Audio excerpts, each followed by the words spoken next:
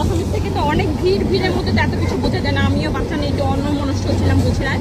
পরবর্তীতে বুঝতে পারলাম কিছু একটা আমার শরীরে লাগতেছে। তো স্বাভাবিক, যেহেতু বিবাহিত, আমি বুঝতে মানে আমার আর বুঝার বাকি নাই আসলে ঘটনাটা কি হয়েছে।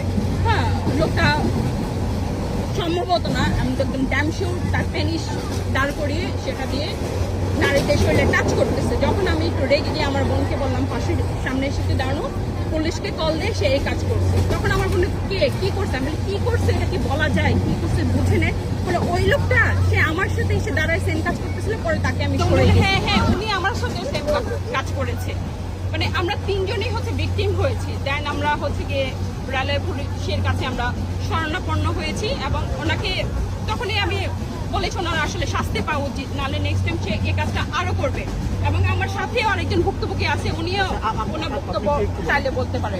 উনিও ওই যে আমার পাশে দাঁড়িয়ে এভাবে হাত দিয়ে এভাবে দাঁড়িয়ে আছে, তারপর বারবার কয়েকবার লাগছে শরীর, ভাবছি যে সরে যাবে, সরে না। তারপর আমি বললাম যে আপনি একটু সামনে যান, তারপর উনি সরছে।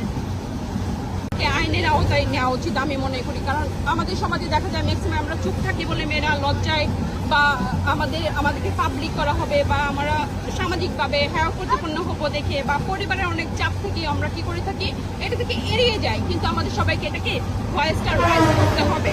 আসলে এটা ঠিক না, কারণ আমাদের প্রত্যেকটা ঘরে মা বোন আছে, আমরা চাই ওনার একটা শাস্তি হোক। এইটা আমি